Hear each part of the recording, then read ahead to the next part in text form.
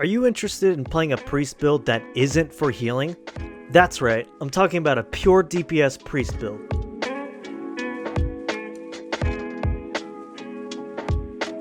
Hey everyone, Shikari Dill here. This video, I want to share with you the full journey I took to get this DPS priest build going, all the way from level 1 to endgame when I do Zul'gurub heroic. This is going to be a bit of a longer video, so like my other videos, I'm going to put timestamps in the comments and description down below if you want to skip some gameplay stuff and just get right into the build setup. I would really appreciate it if you hit that like and sub button if you enjoy my content. So let me show you what kind of legendary enchant I want to use here. So I was thinking about using Holy Ascension, which could be really cool. So basically, for 3 seconds, it'll reduce our Holy Fire by 3 seconds, and after casting Holy Fire, our next Holy spell will be empowered. Our Smite will deal 50% additional damage to PvE monsters. Exorcism will increase all Holy damage we do to the target by 5%, and Holy Shock is guaranteed to critically strike and increase its damage by 20%. Right off the bat for my skill cards, I'm going to use Penance because I think Penance is going to be a pretty big DPS ability for our Holy Caster build. I'm going to go ahead and replace Mortal Strike. And then Holy Shock, I'm going to take Holy Shock because I think I'm going to put a lot of emphasis onto Holy Shock for this build. So I'm going to go ahead and replace Wind Free Weapon with Holy Shock. I'm kind of limited on my golden skill cards, so I'm just going to take Water Shield because I think that could be good for Mana Sustain and replace Cleave. I could keep the Innervate or I could replace Felt Armor, but I think I'm going to keep the Innervate. So what I'm going to do now is I'm going to roll for my level 1 stuff. You know the drill. Since I'm going for a caster, we're going to look for Summon Imp because I like Summon Imp at level 1. I think that's free spell power with the Demonic Knowledge talent. There's the Summon Imp. There's the Smite. That'll be really helpful. Alright, there's the Life Tap. I think that's going to be a great pickup here. I might pick up a heal as well. I think just, why not? Alright, so I got my starting setup here. I got all my level 1 abilities. Something I haven't mentioned before, but I do like to do a mixture of PvP and PvE on this build. However, for this build, I'm going to be focusing a lot more on the PvE aspect. Just know that a lot of the spells I'm going to be picking for this are for PvE stuff. I just like to do PvP stuff for fun, basically. So I'm going to go ahead and get to 60 real quick, and we can start theory crafting and getting our enchants and talent set up, and we can get this build going. Real quick, something I just realized while I was leveling was I kind of messed up my level 1 abilities, and I wanted to share that with you so you don't make that same mistake in case you wanted to do this. Well, for level 1 abilities, I should have taken Seal of Righteousness and Judgment of Wisdom because of the talent Improved Judgements. This talent will make it so after using your Judgment, your Holy Fire and Smite abilities will trigger your active seal. So if you have Seal of Command or Righteousness, that's a little bit of extra damage that you can get out on your target. The only good thing I could see about this is we save 3 talent points. And I could also maybe grab them later on when I hit 60. We can fish for maybe Seal of Command would be pretty good too. So yeah, just wanted to let you know. Alright, I'm back. I'm level 60 now, and I've picked up around 33 Hands of Fate that I'm going to unpack. In fact, I've actually just got some abilities here from leveling that I still haven't picked, so I'm just going to go ahead through that and see what I get. So again, for this build, I want to do like a Holy Caster Priest DPS type build. It's sort of a popular build, and I want to see if I can't do this build, maybe do my own spin on it, and we'll just go, take it for a test run. Hammer of Justice, I think we want to look for an offensive cooldown instead of a stun or CC like I mentioned, so I'm just going to go ahead and take Mongoose Bite so we can just get a throwaway ability here. Now, Mind Flame might be a pretty cool one to pick up because there is the Twilight Paragon enchant, which is kind of a mixture of being a Holy Priest and a Shadow Priest. And that one makes our Mind Flame empowered when we pop it or regenerate some stacks. I'll have to read the enchant again, but it's a lot of fun, or looks like a lot of fun. So I'm actually going to pick up Mind Flame here. We do want to keep in mind of how many talent points we're going to be spending by picking up abilities, but I suspect this shouldn't be a bad pickup.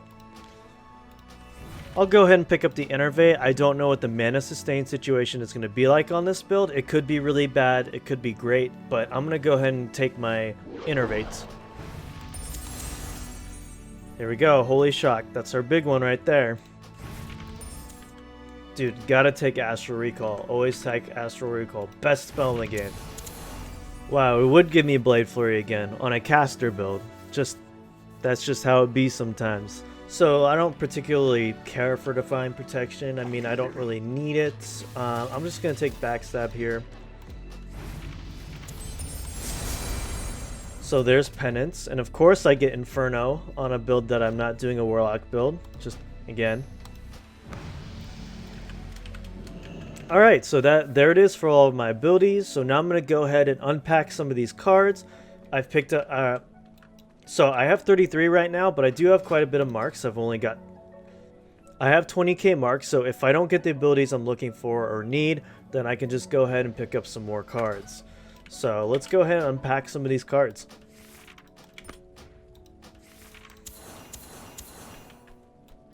Holy Wrath here might be a pretty decent AoE pickup for us. So I'm going to go ahead and take that. I'm going to go ahead and replace Mind Vision.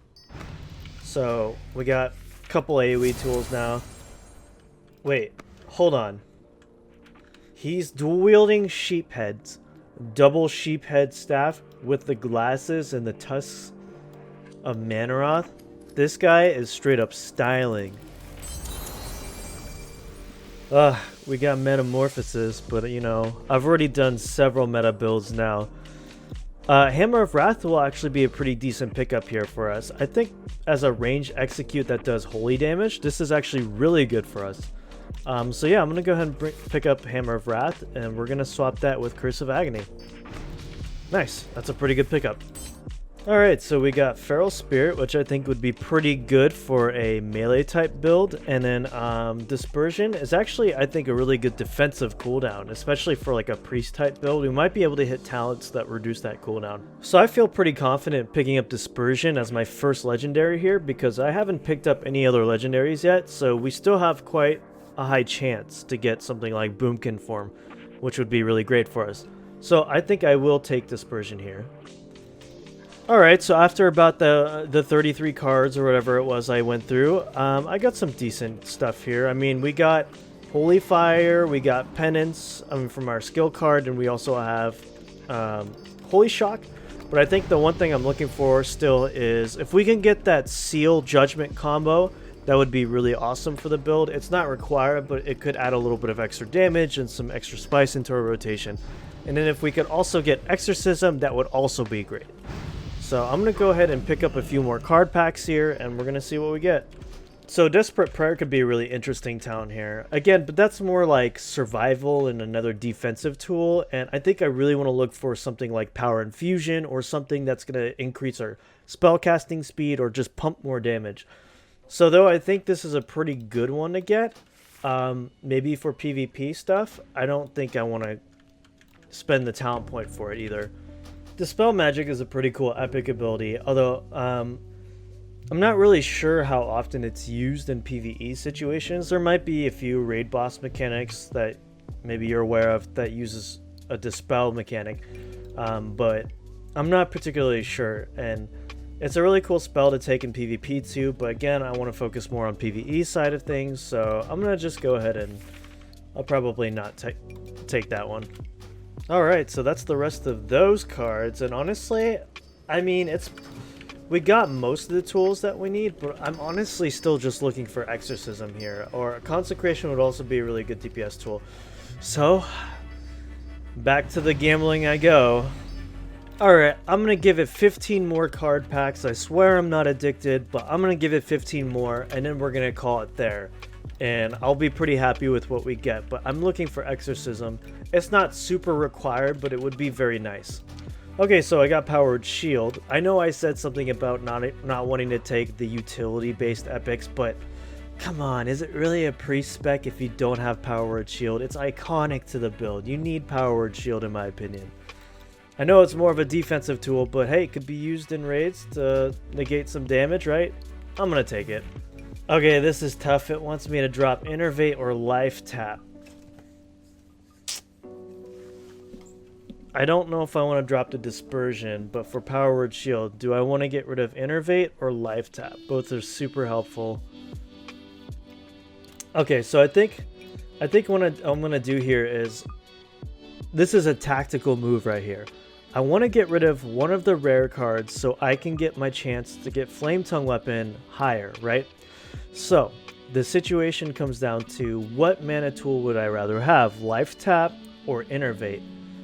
And I'm thinking Life Tap, because Life Tap is more versatile, no cooldown, you can just tap on demand and get your mana back, right? Couple taps, you're good for a bit. Innervate, 3-minute cooldown, although it's very nice, I think I'm gonna, sadly, think I'm gonna drop Innervate. So now we should see more rares, which means more chances for Flame Tongue weapons. Alright, I think I'm okay with this haul. Again, if I really wanted to, I could spend more marks on this build, but I think for what I've got now, I've got a pretty basic and clear setup here for what I'm trying to go for. Alright, so after doing some talent stuff for a little bit, let me show you what I've got set up here and what I took. So I ended up taking Holy Power to increase our Holy Spell damage, of course, and then Purifying Power, which will increase the damage of our Holy Wrath and some of our AoE potential. A really important talent that I took was Holy Specialization. This is a really big talent. This will basically give all of our Holy Spells a 100% critical strike damage bonus. This is mandatory for this build. This will make our Holy Fires and our Holy Shocks hit really hard. I took Divine Fury to reduce some cast times. So Surge of Light is a really interesting talent that I ended up taking. So basically what Surge of Light does, it gives all of our spells a chance to create a Surge of Light proc, right? So if I go ahead and hit this dummy. Alright, so what basically Surge of Light does is it gives us a chance to get a free smite off. Now usually this free instant smite can't crit with the proc effect. However, if you take the Enchant Swift Justice, this will give you a stacking haste buff and allow your free Surge of Light triggers to crit again, like normal. So that's kind of the combo setup that I'm going with, Surge of Light. I took Arcane Meditation just to get some mana sustain so we can get some mana regen while we're casting. Mind Mastery, I took Mind Mastery for the extra spell damage. And then I ended up taking Demonic Knowledge as well, because I have the Summon Imp pet, so taking advantage of that extra spell power is always nice. So I really do like this Holy Ascension talent. It's really cool. See right there, you get some really nice instant crits in there, and you get the Trigger of Light instant cast, and it just feels like a fun caster build that just comes together in a satisfying way, because you're going to be seeing some massive crits. So stuff like that. I just did a 4.5k into I think what was another 3.5 or something like that. And keep in mind, I'm only sitting at 918 spell damage. This could be much higher. My gear is not optimized. So somebody sitting in a high item level gear with Flame Tongue Weapon, fully prepped for raid, is going to be hitting easily 6 to 7k critical strikes with this build. It is pretty massive. So I figured I'd get some extra gameplay in since this is heroic. We'll see how this... So far, so good. I've been hovering around 2k DPS. In case you were wondering, I get rid of Recount. I just feel like Recount, having it up, distracts me when I'm actually raiding. So, yeah. And the mount dropped. I can definitely see where this build could use some improvements, though. For sure. Mana regen is so far not been an issue at all. So that's been kind of nice. But I can definitely see what talents or what extra abilities I might need. Like having Exorcism would be really nice. Throwing that into the rotation. Because right now my rotation currently consists of Holy Fire into Holy Shock. And then Pendants on cooldown, and then Smite. And then Execute Phase, sometimes we'll throw out Hammer of Wraths if it's pretty convenient. And it's been working out alright. But I think if I had Exorcism, I'd probably start off the rotation with Exorcism, then Holy Fire, and then Holy Shock. Oh no, get away from me. Yo, this boss is very intimidating when he's running towards you. I mean, look how massive he is. do not want to get hit by this guy. That's for sure. Yeah, so far this has been a very straightforward and satisfying build. I mean, you can't go wrong with Holy Ascension. Also, so I set up the rest of my enchants. My non-epic enchants I'm using are Searing Lights, which increases the damage of my Smite, Holy Fire, and Penance. I'm using Dream State to get mana regen. And then I'm using Righteous Fire, so to get extra damage off on that Holy Fire dot damage. And then I'm also using Lunar Guidance. That's also a pretty decent non-epic enchant for casters. And then of course I went ahead and took Precision and Balance of Power, along with the talent Precision and the Rogue Tree to get as much hit chance as possible. That's always the most important for raids, or PvE in general. So I'm wondering if Penance is worth the cooldown, if it's just better to get a Smite out, but I don't know. I'll have to test that out later.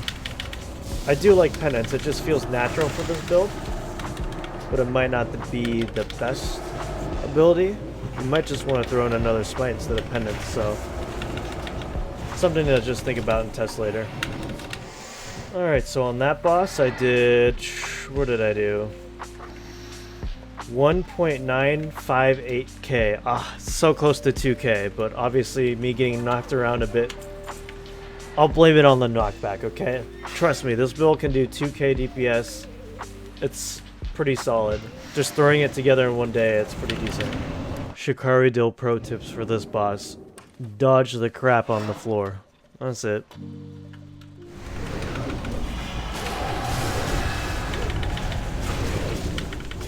Oh, there's a lot going on here in this corner. Alright, and a full clear of heroic Zul'gurub. Not bad for getting this build together in 2 days.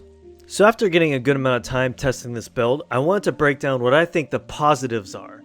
This is a great build for beginners. I think this is a perfect caster build for anyone who's still sorta new to Ascension, because it's a pretty straightforward and easy build to get going. The abilities you need aren't very hard to get, and this build could be a great opportunity to explore the enchant system and kinda get a feel for how everything works. There are a lot of enchants and build options for this Holy Priest build. A DPS caster priest build has a ton of options that you can pivot into. For instance, if you have a seal and judgment in your build, you can easily put that into your rotation with some powerful talents and enchants. Or if you have something like Mindflay, you can turn this into a Shadow Holy Priest hybrid with the legendary enchant Twilight Paragon. And lastly, the rotation is pretty easy. The only con I can really think for this build is that it isn't too complex, so veterans looking for a more interesting and in-depth build might not find that with this one. Overall, I had a great time playing with Holy Ascension. After messing with previous builds that require a lot of effort and time to set up, coming to a pure caster DPS priest build was a nice break to just kinda relax and pump damage with this very straightforward type build.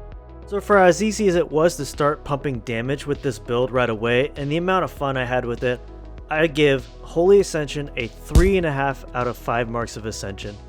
Well, there you have it, my full journey with this Priest DPS build from start to finish. What would you change or do different if you were doing this build?